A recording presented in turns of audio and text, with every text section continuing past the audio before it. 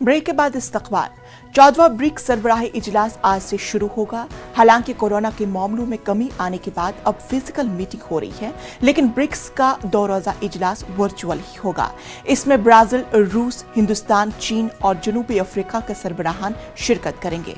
वजीर आजम नरेंद्र मोदी भी इस इजलास में शिरकत करेंगे। रूस यूक्रेन जंग के बाद आलमी सियासत में बड़ी नजरियाती और फिक्री तब्दीली रोनुमा हुई है, जिसके असरात मुख्तलिफ शोबों पर मुरतब हो रही है।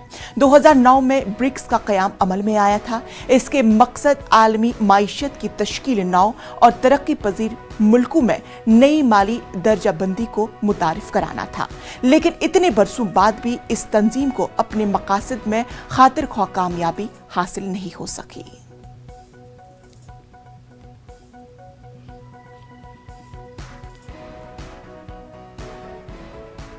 यूपी के